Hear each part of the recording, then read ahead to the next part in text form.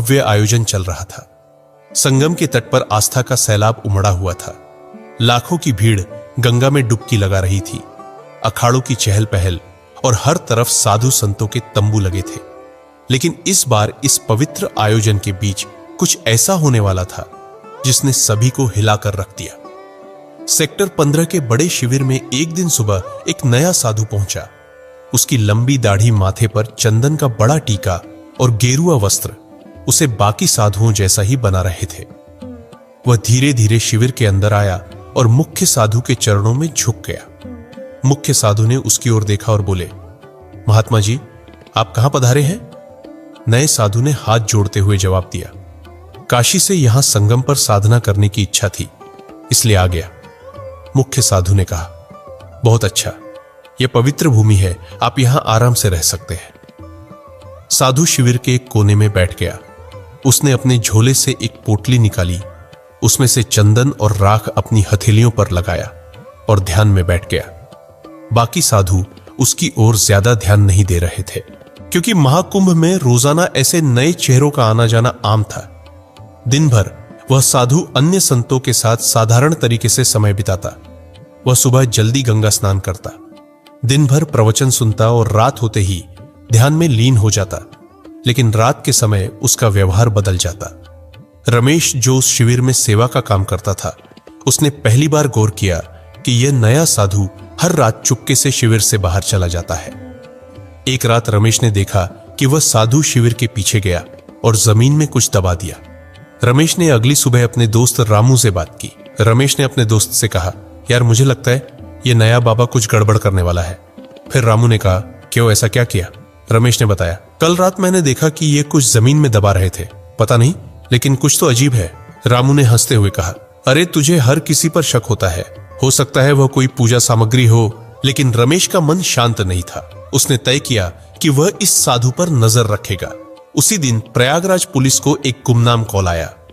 Collar ने बताया कि महाकुंभ में एक आतंकवादी साधु के भेष में छुपा हुआ है और वह बड़ी योजना बना रहा है।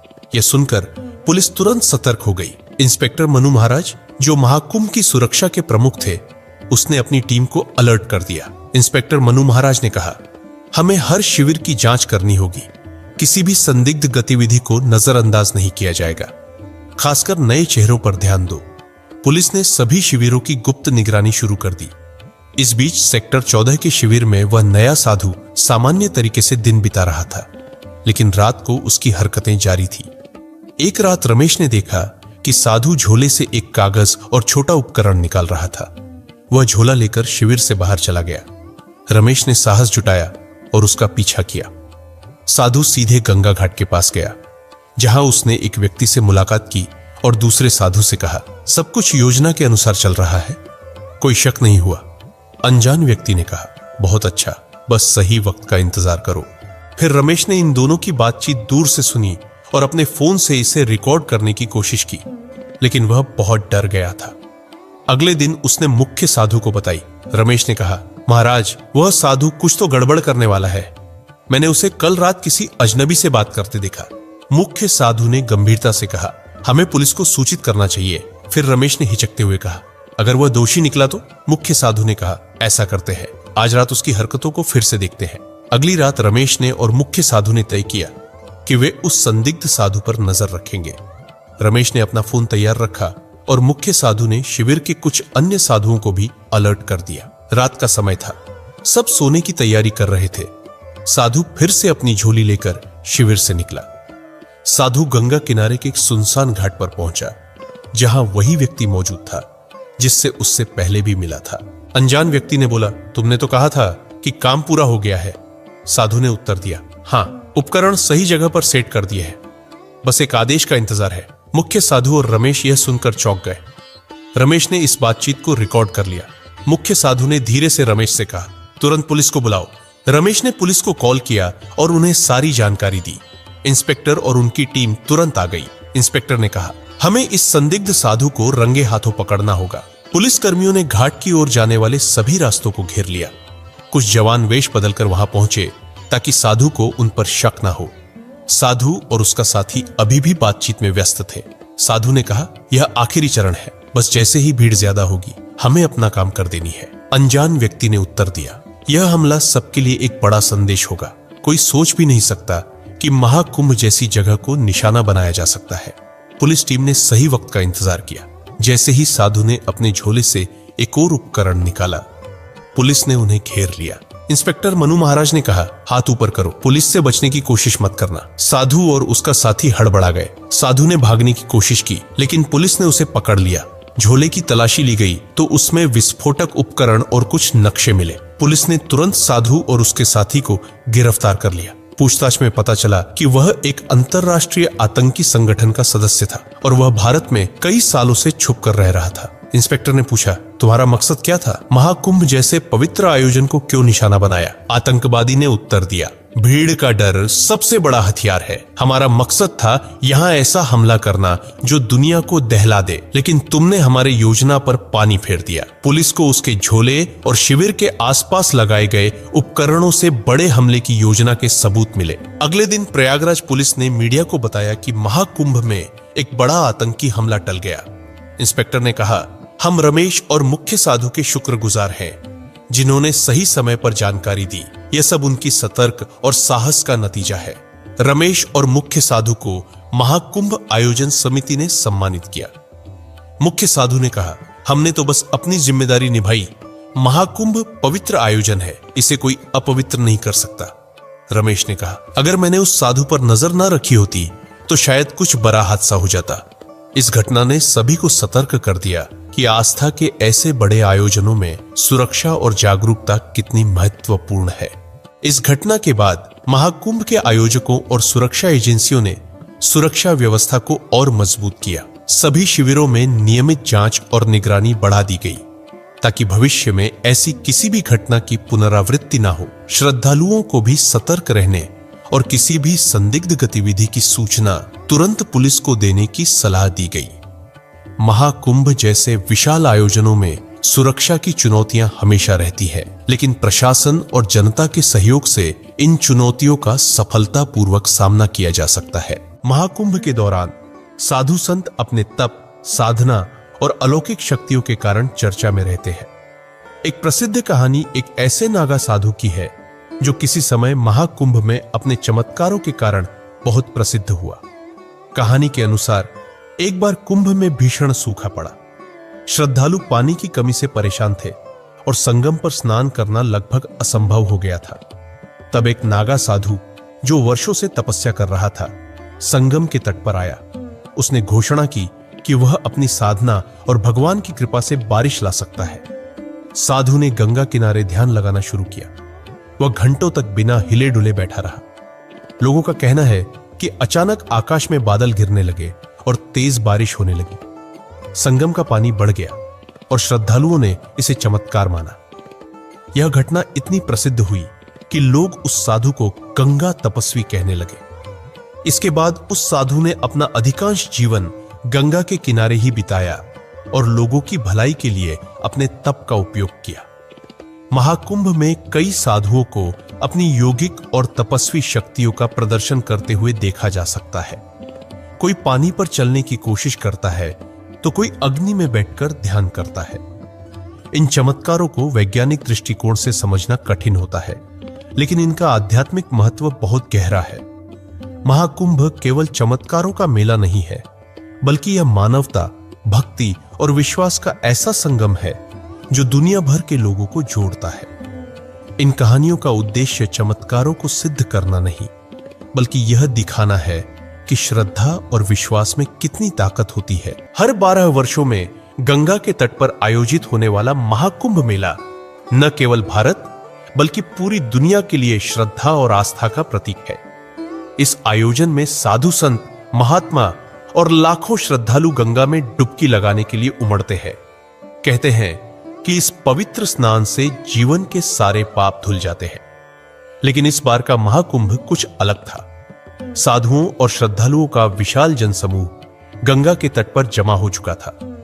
इसी भीड़ में एक विशेष चर्चा का विषय थे स्वामी अघोरानंद। स्वामी अघोरानंद के बारे में कहा जाता था कि वे वर्षों से हिमालय की गुफाओं में तपस्या कर रहे थे। वे कभी भीड़ भाड़ में दिखाई नहीं देते थे और साधारण लोगों की नजरों से दूर रहते थे। लेकिन इस बार उन्होंने महाकुंभ में शामिल होने का निर्णय लिया। उनका कहना है कि यह महाकुंभ उनके जीवन की अंतिम यात्रा का हिस्सा होगा। उनके आगमन की खबर से गंगा तट पर उत्सुकता और जिज्ञासा का माहौल बन गया। लोग कहते थे कि स्वामी जी के पास अलौकिक शक्तियां हैं। उनके दर्शन मात्र से लोग अपनी बीमारियों और कष्टों से मुक्ति पा जाते हैं। लेकिन कुछ लोग इस दावे पर सवाल भी उठाते थे। महाकुंभ के मुख्य स्नान वाले दिन स्वामी अघोरानंद अपने शिष्यों के साथ गंगा तट पर पहुंचे। उनकी उपस्थिति ने वहां मौजूद सभी श्रद्धालुओं को मंत्रमुग्ध कर दिया। उनके चेहरे की चमक, आंखों में तेज और चारों ओर फैली दिव्यता ने सभी को आश्चर्यचकित कर दिया। जैसे ही स्वामी जी ने गंगा में स्नान करने के लिए कदम बढ़ाया, अचानक से आसमान में अंधेरा छा गया।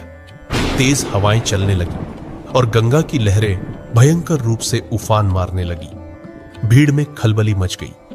तभी एक अजनबी वृद्ध भिखारी उनके सामने आ खड़ा हुआ। वृद्ध भिखारी ने कांपती आवाज में कहा, स्वामी जी, आप इस गंगा में स्नान नहीं कर सकते। गंगा आपको रोक रही है। अगर आपने स्नान किया तो यह संसार एक महाविनाश की ओर बढ़ जाएगा। गंगा आपकी तपस्या से प्रसन्न है, लेकिन अभी वह आपके स्नान को स्वीकार नहीं कर सकती। यह सुनते ही वहां मौजूद सभी लोग सन्न रह गए। गंगा के जल से उठती लहरों ने वृद्ध की बात को और भी रहस्यमय बना दिया। स्वामी अघोरानंद ने गंभीर मुद्रा में पूछा, हे वृद्ध, तुम कौन हो और यह कैसी चेतावनी है? गंगा में स्नान करने से भला संसार का विनाश कैसे हो सकता है? मैं साधारण इंसान नहीं हूँ, मैं गंगा का दूत हूँ। गंगा ने मुझे आपके लिए यह संदेश देने के लिए भेजा है। आपके पिछले जन्मों का एक ऐसा कर्म है जिसने गंगा को अशांत कर दिया है। जब तक वह कर्म सुधारा नहीं जाएगा, तब तक आपका स्नान गंगा को अशुद्ध कर सकता है। अगर आप बिना प्रायश्चित के गंगा में प्रवेश करेंगे तो इसका प्रभाव केवल आप पर नहीं, बल्कि पूरी मानवता पर पड़ेगा। स्वामी जी और उनके शिष्य चकित थे। वहां खड़े लोगों के मन में भय और जिज्ञासा का माहौल बन गया। स्वामी अघोरानंद ने अपनी आंखें बंद की और ध्यान की गहराई में चले गए। अचानक से उनकी आंखों में एक गहरी चमक आई। उन्होंने वृद्ध से कहा, मुझे सत्य दिखाओ। मुझे मेरे कर्मों की झलक दो, ताकि मैं समझ सकूं कि गंगा क्यों अशांत है। वृद्ध ने एक मंत्र फूंका और आसमान में अचानक एक अजीब प्रकाश प्रकट हुआ। उस प्रकाश में स्वामी अघोरानंद को अपने पिछले जन्म के दृश्य दिखाई देने लगे। वे एक शक्तिशाली योद्धा थे। उनके पास असीम ताकत थी, लेकिन वह ताकत उनके अहंकार का कारण बन गई थी। युद्ध के दौरान उन्होंने निर्दोष लोगों का वध किया था। उनकी निर्दयता ने एक पूरे गांव को नष्ट कर दिया था। उनके कर्मों का बोझ इतना भारी था कि उनकी आत्मा को शांति नहीं मिली। उन्हें इस जन्म में तपस्वी बनना पड़ा ताकि वे अपने पापों का प्रायश्चित कर सकें। लेकिन उनकी तपस्या अधूरी थी और गंगा ने उन्हें यह समझाने के लिए यह विचित्र संकेत दिया था। स्वामी अघोरानंद ने अपने पापों का बोध होते ही गंगा के सामने हाथ जोड़कर प्रायश्चित का संकल्प लिया। उन्होंने कहा, हे गंगा माई, मेरे कर्मों का प्रायश्चित कैसे होगा? मुझे मार्गदर्शन दो। गंगा की लहरें शांत हो गई और जल में से एक दिव्य आकृति उभरी। वह आकृति गंगा माई की थी। उन्होंने कहा, अघोरानंद, तुम्हें अपने कर्मों का प्रायश्चित करने के लिए 108 दिन तक इस गंगा तट पर ध्यान और साधना करनी होगी। जब तुम्हारी आत्मा पूर्णतः शुद्ध हो जाएगी, तब मैं तुम्हारे स्नान को स्वीकार करूंगी। स्वामी अघोरानंद ने गंगा माई की आज्ञा का पालन किया। उन्होंने अपने शिष्यों को आदेश दिया कि उन्हें किसी भी प्रकार की सहायता न दी जाए। वे गंगा के तट पर कठोर साधना में लीन हो गए। 108 दिन तक उन्होंने न जल पिया, न अन्न ग्रहण किया। उनकी साधना इतनी गहन थी कि उनके चारों ओर एक दिव्य प्रकाश बन गया। 108वें दिन स्वामी अघोरानंद गंगा में स्नान करने के लिए आगे बढ़े। जैसे ही उन्होंने जल में प्रवेश किया, गंगा की लहरें स्वर्णिम हो गई। आसमान से पुष्प वर्षा होने लगी। लोग यह चमत्कार देखकर स्तब्ध रह गए। स्वामी जी गंगा के जल में समा गए और कुछ क्षण बाद उनका दिव्य स्वरूप जल से प्रकट हुआ। उनका शरीर प्रकाशमान हो गया था। उन्होंने सभी से कहा, गंगा माई ने मुझे मुक्त कर दिया है। याद रखें, पवित्रता केवल शरीर से नहीं, मन और आत्मा से होती है। अपने कर्मों को शुद्ध रखें और गंगा में स्नान से पहले अपनी आत्मा को शुद्ध करें। उस दिन से स्वामी अघोरानंद का नाम इतिहास में अमर हो गया। उनका जीवन इस बात का प्रतीक बन गया कि कर्म और प्रायश्चित ही सच्ची मुक्ति का मार्ग है। गंगा तट पर आज भी उनकी कहानी सुनाई जाती है और उनके चमत्कार को याद किया जाता है। यह कहानी हमें याद दिलाती है कि गंगा न केवल एक नदी है, बल्कि वह एक चेतना है जो हमारे कर्मों का प्रतिबिंब है। केवल पवित्रता और सच्चाई से ही गंगा का आशीर्वाद प्राप्त किया जा सकता है। तो मित्रों, ये वीडियो आपको कैसी लगी हमें कमेंट करके अवश्य बताएं और जाते जाते चैनल को सब्सक्राइब जरूर कर लें। मिलते हैं ऐसे ही किसी और कहानी में। धन्यवाद।